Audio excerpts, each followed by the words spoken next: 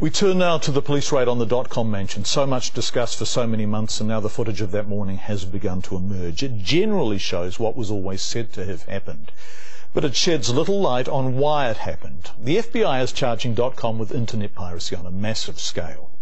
He and his lawyers, both here and in America, assert no helicopters were needed to arrest him, no crack police officers with semi-automatic weapons, and the FBI not too far in the background.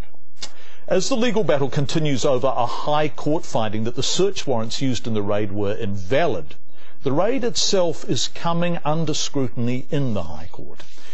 The evidence you will hear off camera in this story is from an elite police officer we cannot identify. Those involved are protected for their own safety and future operations unrelated to this case.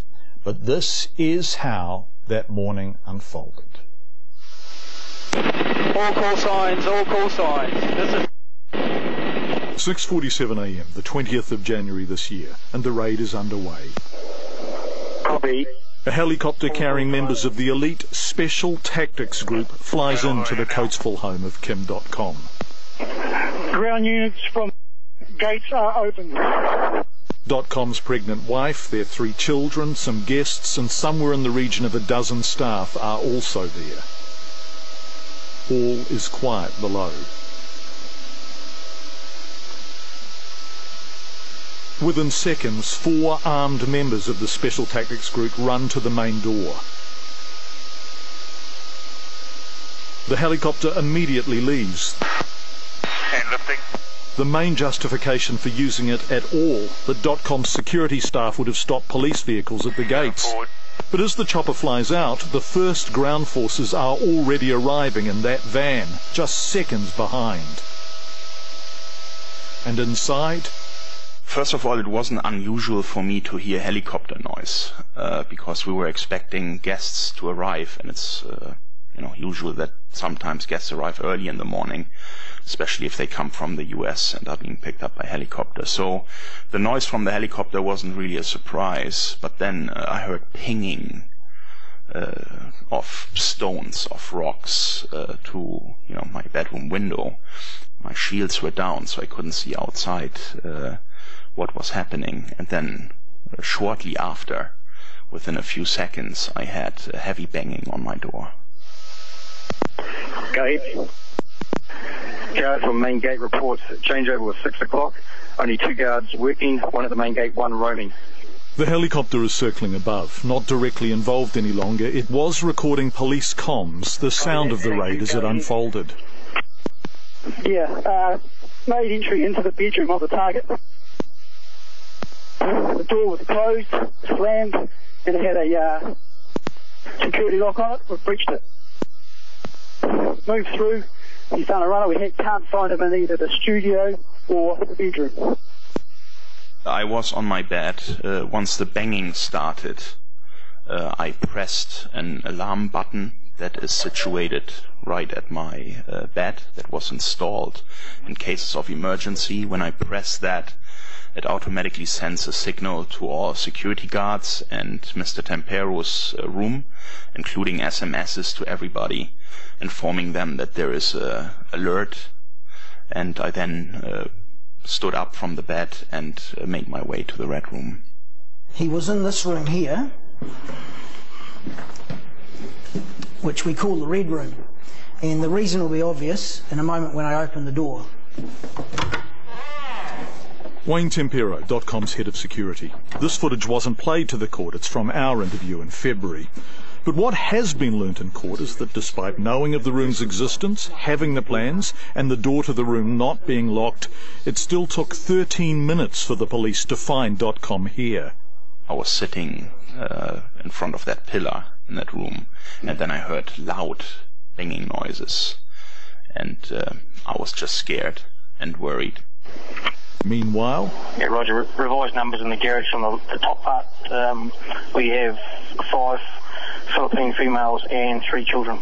The house is being closed down. Everyone present is being accounted for and contained. Everyone. We have the 5 nannies plus his children up in the top of the garage.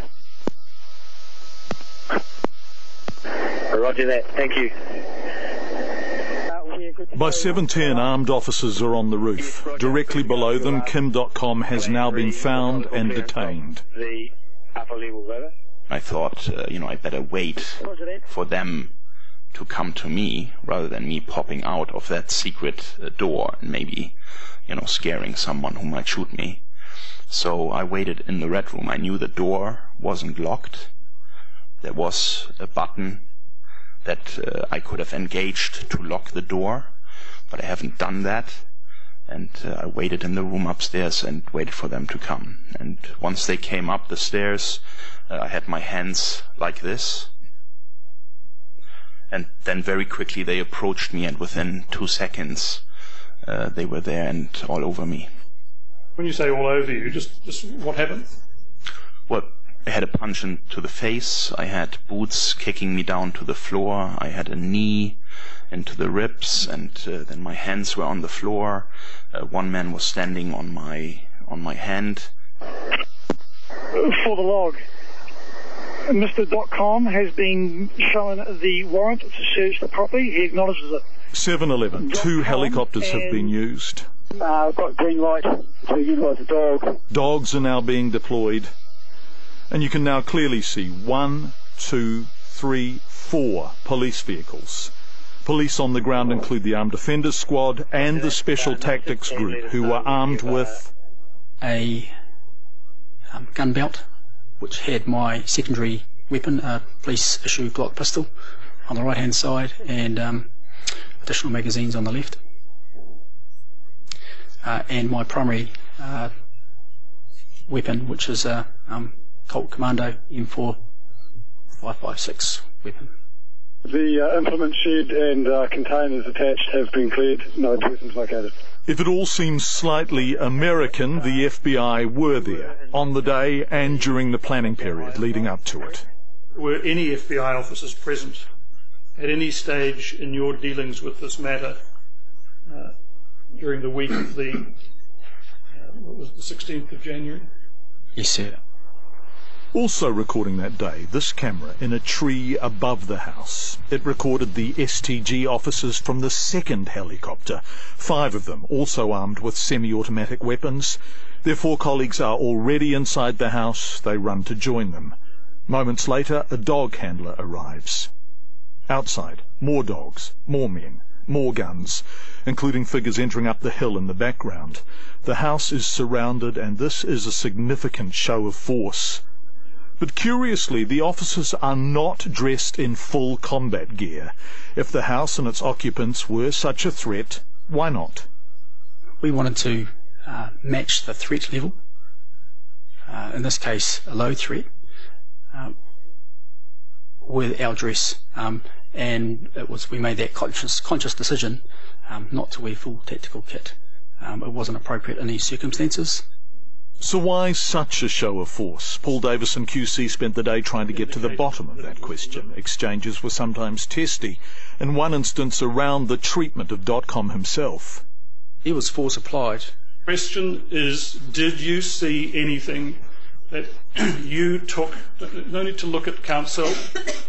Just look at me and answer the question. Did you see anything done to Mr. Dotcom that was, to your mind, of a nature that was deliberate? Yes, there was deliberate force applied. But the larger issue remained less clearly answered. The Special Tactics Group, the Armed Defenders Squad, search warrants now declared illegal. What was behind such a large and pointed operation that morning? The police say... Primary objective: secure a suspect as soon as possible to prevent destruction of evidence. But Dotcom replies he couldn't have destroyed evidence even if he wanted to, because the FBI had seized their servers before the raid. All of that is so invalid and really angers me, because you know that the FBI was already in the data center disabling access to the data that they feared we would manipulate. So prior to you arriving and doing what you did, there was no chance for anybody to do anything with that evidence. Yes, Roger. Good to go with your last plan methodical clearance of the upper levels, over. So, data already seized, threat risk low, and admission from within police ranks that the operation was, quote, over the top. What was it about, and why? The hearing continues tomorrow. That story was shot over the past 2 days in court by John Fleming and edited by Sarah Rowan.